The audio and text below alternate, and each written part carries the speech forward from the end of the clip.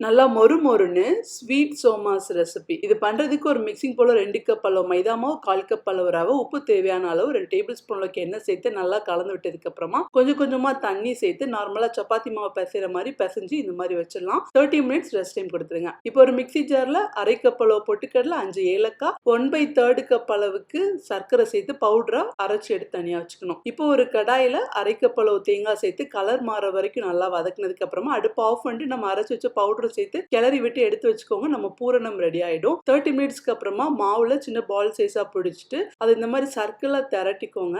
சுத்தி லைட்டா தண்ணி போட்டுட்டு இதை அப்படியே ரெண்டா ஃபோல்டு பண்ணி நல்லா பிரஸ் பண்ணி விட்டு இந்த மாதிரி சைட்ல எப்படி மடிச்சு விட்டும் நீங்க வந்து சோமாஸ் பண்ணலாம். இல்லைன்னா இந்த மாதிரி ஃபோர்க் வச்சு இந்த எண்டில் வந்து லைட்டா பிரஸ் பண்ணியும் பண்ணலாம். இல்ல உங்ககிட்ட ஏதாவது கொழுக்கட்டை பண்ணக்கூடிய மோல்டு இருந்துச்சுன்னா சர்க்கிளா திரட்டிட்டு அதை அதுக்குள்ள வச்சுட்டு லைட்டா தண்ணி சுத்தி அப்ளை பண்ணிட்டு பிரஸ் பண்ணி எடுத்தீங்கன்னா உங்களுக்கு இந்த மாதிரி ஷேப்ஸும் கிடைக்கும். உங்களுக்கு எந்த ஷேப் வேணுமோ பண்ணிக்கோங்க. எண்ணெயை ஒரு லோ ஃப்ளேம்ல சூடு பண்ணுங்க. லைட்டா சூடானதுமே இந்த மாதிரி சோமாஸ் எல்லாம் போட்டுட்டு அந்த லோ ஃப்ளேம்லயே அது நல்ல ஒரு கோல்டன் கலர் வர வரைக்கும் ரொம்ப பொறுமையா ஃப்ரை பண்ணும். அப்பதான் உங்களுக்கு இந்த அளவுக்கு கிறிஸ்பியா இருக்கும். இல்லைன்னா வெளியே கிறிஸ்பி ஆயிட்டு உள்ளாடி வந்து உங்களுக்கு கிறிஸ்பியா இல்லாம சீக்கிரமே நமத்து போயிடும். கண்டிப்பா ட்ரை பண்ணுங்க.